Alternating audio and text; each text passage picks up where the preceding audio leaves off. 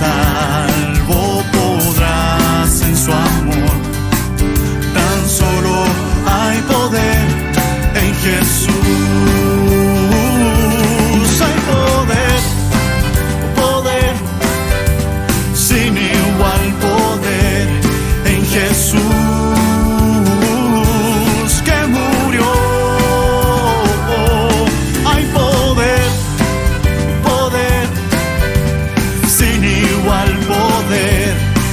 La sangre que vertió,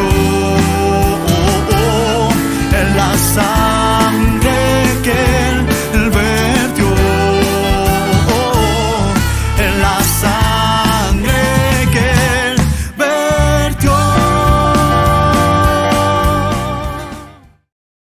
Efesios 5, 21 al 27. El versículo 33 y del capítulo 6, versículos 1 al 4. Vamos a hablar de la verdadera felicidad que debemos de buscar para que ésta exista en el hogar. Hoy es el Día del Padre, así que a todos los papás felicidades, ¿no? Dice la palabra de Dios: y sometiéndoos unos a otros en el temor de Cristo. Las casadas estén sujetas a sus propios esposos como al Señor. Esposos, amad a vuestras esposas, así como también Cristo amó a la iglesia y se entregó a sí mismo por ella a fin de santificarla, habiéndola purificado en el lavamiento del agua con la palabra, para presentársela a sí mismo una iglesia gloriosa, que no tenga mancha ni arruga ni cosa semejante, sino que sea santa y sin falta. Por tanto, cada uno de vosotros ame a su esposa como a sí mismo, y la esposa respete a su esposo. Hijos, obedeced en el Señor a vuestros padres, porque esto es justo. Honra a tu padre y a tu madre, que es el primer mandamiento con promesa, para que te vaya bien y vivas largo tiempo sobre la tierra. Y vosotros, padres, no provoquéis a ira a vuestros hijos, sino criadlos en la disciplina y la instrucción del Señor.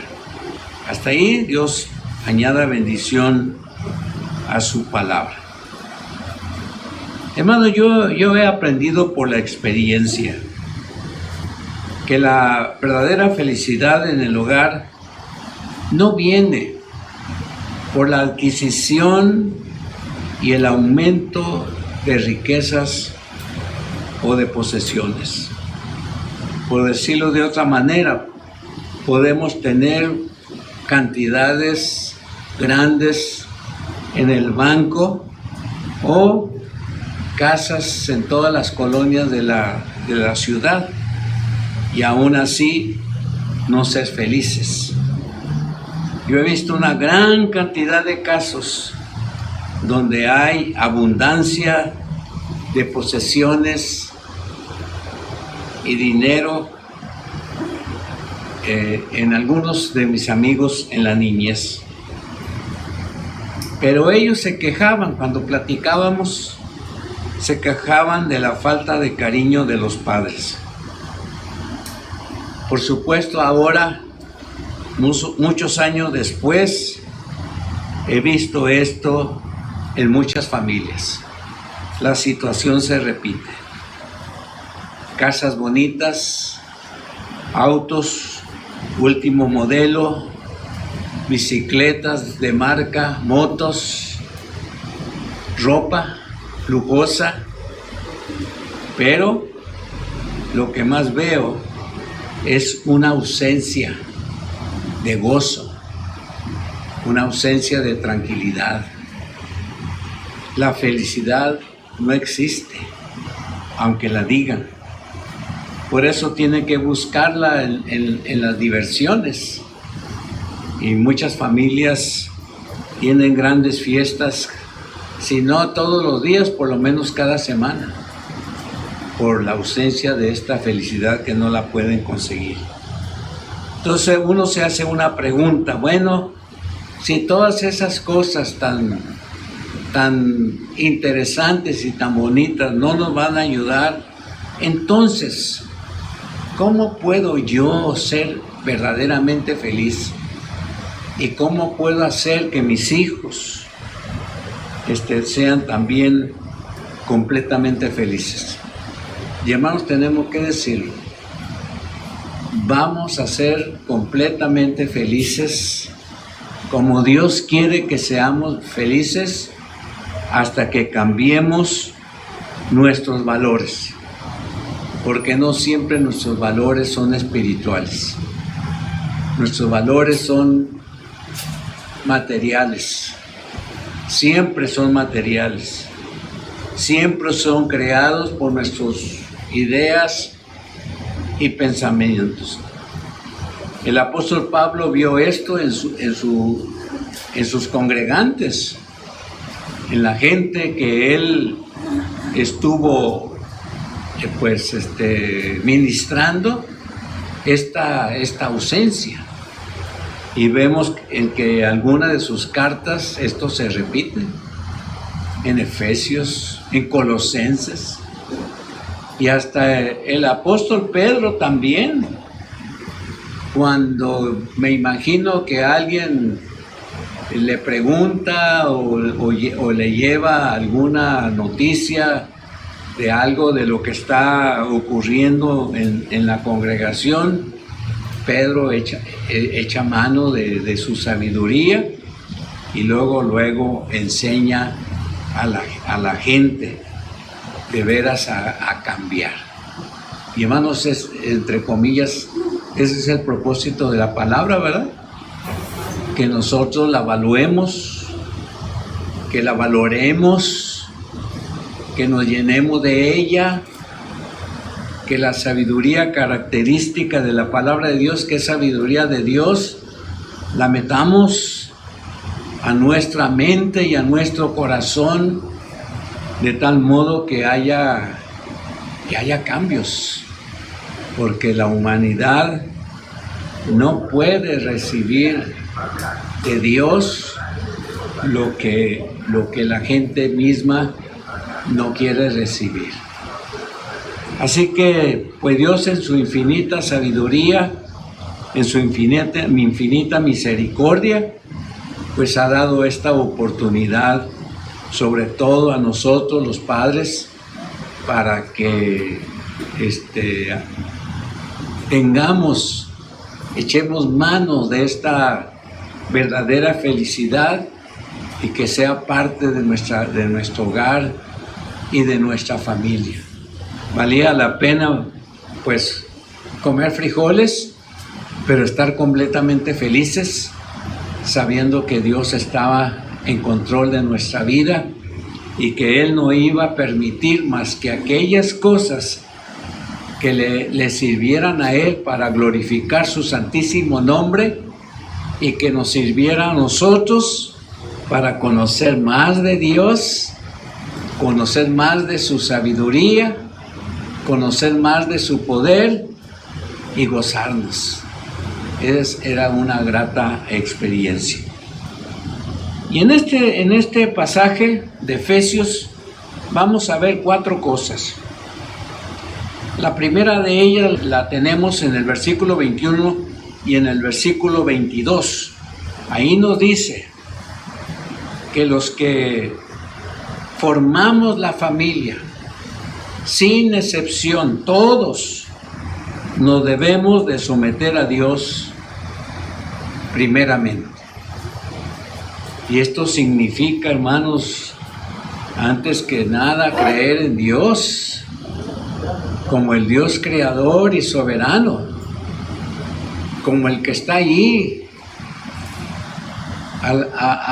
cerca de mí y que puedo echar mano de su sabiduría para salir adelante en mis problemas.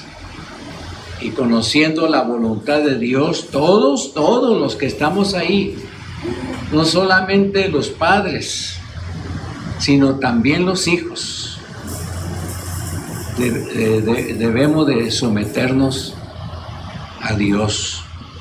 Cuando nos sometemos a Dios, no hay problemas, hermanos, con quién es el que manda en la casa, si es papá, si es mamá, si son ambos. Porque sabemos que si están en el centro del corazón de Dios, lo que nos pidan a los hijos nunca será fuera de la voluntad de Dios, para evitar aquello que leímos hace un rato en el capítulo 6. En Colosenses 3:18 leímos hace un momento, como algo repetitivo: esposas, estén sujetas a vuestros esposos. Pero esta sujeción no es una sujeción humana, sino es una sujeción como el Señor la ordena. Por eso dice, como conviene al Señor. Si yo como varón quiero que mi esposa y mis hijos se sujeten a mí solamente porque soy varón, eso no está dentro de los planes de Dios. Simplemente eso va a traer conflictos. Porque al final de cuentas, ¿a quién le gusta someterse a otra persona?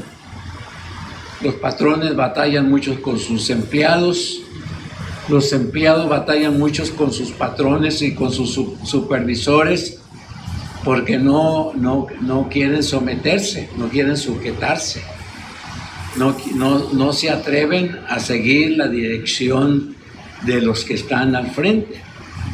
En el hogar, cuando estamos sujetos a Dios, primeramente, no hay problema, porque los padres siempre pedirán cosas justas, los hijos escucharán cosas justas y aprenderán una gran lección cuando tengan sus propios hijos, de que es buena idea sujetarse a Dios antes que a los seres humanos. También Pedro capítulo 3, versículo 1, dice: mujeres, sujétense a vuestros maridos, para que si algunos no obedecen a la palabra, sean ganados por la palabra, por la conducta de sus mujeres. O sean ganados sin una palabra, o sea, sin una palabra humana, sino que sean ganados por la misma palabra de Dios. Porque el que siga la palabra de Dios va a estar dispuesto a hacer la voluntad de Dios. Tanto el apóstol Pablo como el apóstol Pedro, pero más que nada el apóstol Pablo, como el apóstol Pablo era romano de nacimiento, ya lo vimos en una ocasión, conocía mucho cómo los romanos se comportaban. Y quiero decirles, hermanos, que quien tenía en alta estima a la familia eran los romanos. Las mujeres no tenían cierta poderío en la vida familiar, eso sí se podría ver, pero en cuanto al deseo de que las familias estuviesen juntas, fuesen sabias, Roma sabía que si las familias estaban juntas, Roma tenía la mitad de la ganancia donde quiera que ellos estaban. Y el apóstol Pablo vio todo esto, pero él hizo un acomodo.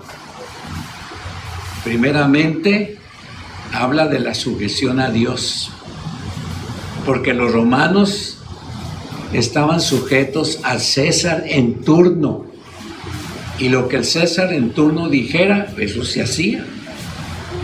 Y el apóstol Pablo dice que la sujeción debe ser ante Dios. Y cuando habla de sujeción aquí, no habla de menosprecio a la mujer. El apóstol Pedro le da un lugar especial. Si ustedes, le dice a las mujeres, se sujetan a sus esposos podrán ser ganados por esta conducta que ustedes tienen. Y esa es una gran verdad. Los primeros conflictos que tiene una dama cuando se convierte a Cristo Jesús es si debe de someterse al marido, máxime que ahora ella conoce la verdad. Y cuántas veces tiene uno que decirle, pues hermana, por amor a Cristo, sométase a su esposo, y quizás con su testimonio el esposo conozca a Dios algún día. No le garantizamos que así va a ser. Y va a ser una lucha. Usted va a ser muy obediente, pero él no, porque no conoce a Dios. Y va a hacer cosas desastrosas que le van a llegar a usted hasta el alma. Y debe de estar muy lista. Pero aquellas mujeres han aprendido la lección, se sometieron a su esposo, aún con las tonteras que el esposo hacía, y pasado el tiempo, ellas vieron con gratitud a Dios cómo sus esposos se entregaban a los pies del Señor Jesucristo y clamaban a Dios por misericordia. Y más tarde escuchaban el llamado de Dios y decidían vivir para Él. En todos los lugares donde yo he estado alrededor de la República, he visto esos casos, cómo Dios bendice a las mujeres, porque se someten al esposo. A veces pueden pedir alguna cosa mañosa, pero la esposa con mucha sabiduría decirle, bueno, voy a obedecerte, pero muy a disgusto, porque a esas cosas no le agradan a Dios, pero yo lo voy a hacer solamente porque tú me lo pides, pero quiero que lo consideres. Y poco a poco ella va ganando. La segunda cosa que vamos a ver la encontramos en el versículo 25 al versículo 27. Esposos, amen a vuestras esposas, así como también Cristo amó a la iglesia y se entregó a sí mismo por ellas. Esposos, vean a qué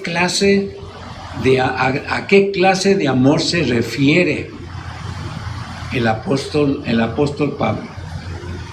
Amen a sus esposas, pero no con ese amor mezquino, material, al que hemos estado acostumbrados, sino como Cristo amó.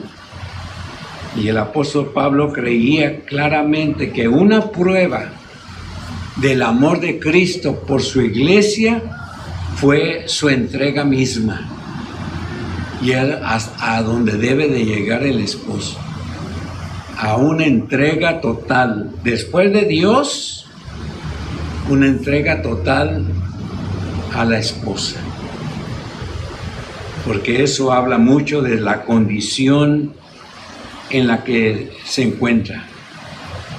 El versículo 26 sigue hablando qué significa amar a la iglesia. Dice, a fin de santificarla y habiéndola purificado en el lavamiento del agua con la palabra, para presentársela a sí mismo una iglesia gloriosa. Imagínense la esposa como una mujer gloriosa, no como una mujer cualquiera, sino una mujer apartada, separada por el Señor para Él mismo, pero entregada por su permiso a un hombre que dice que la ama. Bueno, qué privilegio. Los esposos cristianos tienen un privilegio ahora de ser creyentes, porque ahora la esposa no es una simple compañera o una simple ayuda idónea, es una mujer que está dispuesta a obedecer a Dios antes que todas las cosas. Una buena pregunta para ustedes las mujeres: ¿cuántos de ustedes, mujeres, esposas, están dispuestas a sacrificarse por el Señor? Y que Dios haga lo que Él quiera hacer en sus vidas, para que sus esposos o quienes les rodean lleguen un día a conocer al Señor. Esta iglesia tenía que ser una iglesia santa, o sea, apartada, sin falta, a lo mejor con algunos errores humanos, pero no errores que pudiesen venir de Dios, porque Dios no tiene errores. Los seres humanos sí tenemos, y somos tentados a fracasar, pero como amamos tanto a Dios y nos sometemos tanto a Dios, nuestras fallas cada vez serán menos, y pronto estaremos descubriendo cómo Dios hace la obra en nuestras vidas. Así que el Señor hace cosas maravillosas. Dice Colosenses 3:19: esposos, amen a vuestras esposas y no os amarguéis contra ellas. No os amarguéis contra ellas. O no la amarguen. No las amarguen con nuestras actitudes, que a veces pueden ser cosas graves. Dice Primera de Pedro 3:7: vosotros maridos, de la misma forma vivan con ellas, y aquí dice cómo debe de hacerse. Primeramente, dice con comprensión, y dando honor a la mujer como a vaso más frágil. Pedro considera que la mujer es vaso frágil, pero eso no significa que se debe de quebrar por la actitud del esposo, sino el esposo va a buscar que su vaso frágil no se quiebre. Yo he llegado a una conclusión, hermano, que muchas de las enfermedades que padecen nuestras esposas, una parte de la culpa del por qué somos nosotros los esposos. No más que no nos damos cuenta hasta que pase el tiempo y nos empezamos a entender, porque al final de cuentas Dios nos ha dado la razón para hacer las cosas de la mejor manera. Y una cosa muy interesante que debemos de hacer, que nuestras oraciones sean escuchadas. Las oraciones que nosotros le hacemos a Dios deben ser escuchadas por el Señor. Y parte del no escucharnos es el trato que le damos a las esposas. A lo mejor tenemos que hacer cambios más directos en nuestra manera de relacionarnos para que Dios haga cosas grandiosas en la vida de ellas. Y la tercera cosa que vamos a ver lo tenemos en Efesios capítulo 6, 1 al 3. Allí habla de la obediencia de los hijos. Ah, caramba, todo estaba muy bonito. Hablarle al del esposo, hablar de la esposa, pero ahora es a los hijos. Dice, hijos, obedezcan en el Señor a vuestros padres, porque esto es justo. Dice, obedezcan. Y no es cualquier tipo de obediencia, sino obediencia en el Señor. Por eso ustedes, niños, deben estar leyendo la palabra de Dios también y escudriñándola, y en su capacidad de entender las cosas, eso que entiende del Señor, eso es en el Señor. Entonces, obedecer a nuestros padres en el Señor, esto es justo, esto que se tiene que hacer.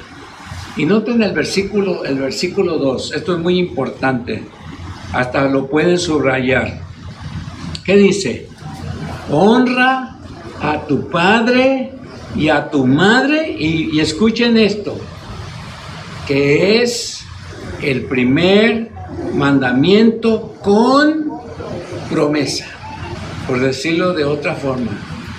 ¿Quieres que Dios bendiga tu vida, toda tu existencia, hasta el último momento de tu vida? Y el versículo 10 lo dice, para que te vaya bien y vivas largo tiempo sobre la tierra. Hijos, lean este pasaje conmigo, versículo 2 y 3.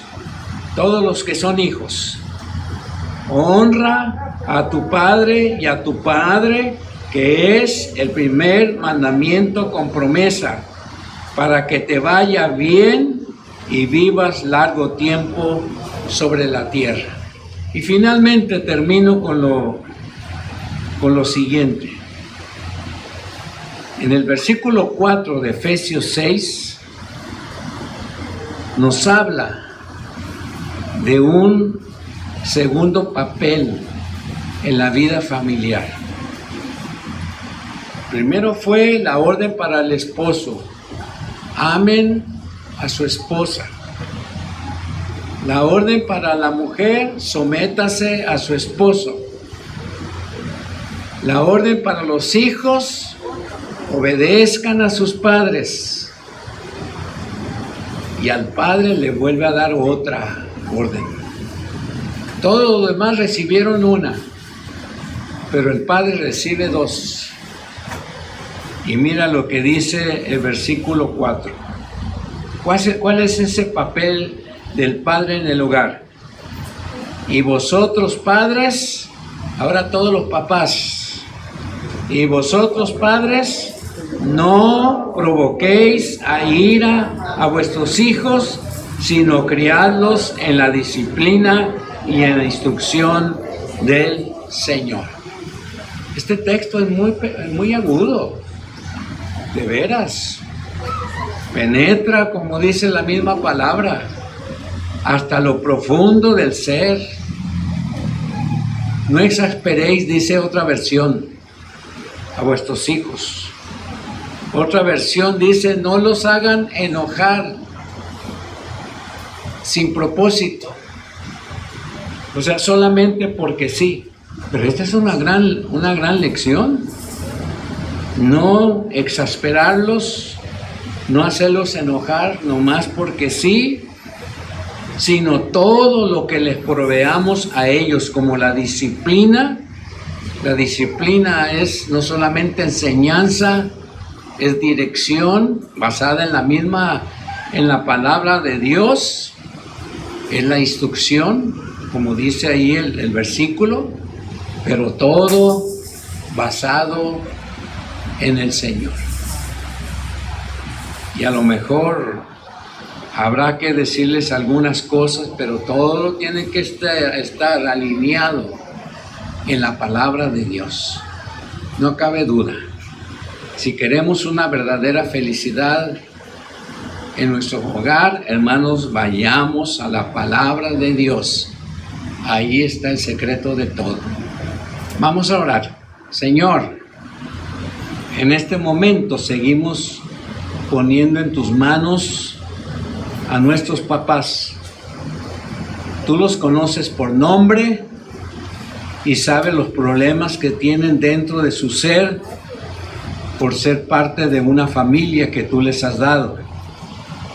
Y seguramente que muchas veces ellos tienen insomnio cuando saben que uno de sus hijos anda en malos pasos, que se ha olvidado de ti. Y eso le ha causado malestar. Por eso te pedimos por ellos, para que les des fortaleza y valentía para seguir enseñando tu palabra. Aunque nuestros hijos no quieran oír de ello, seguirles diciendo. Bendice a todos aquí, Señor. Sobre todo las familias representadas. Gracias, Padre amado, por estas cosas, y en el nombre de Jesús te lo pedimos. Amén.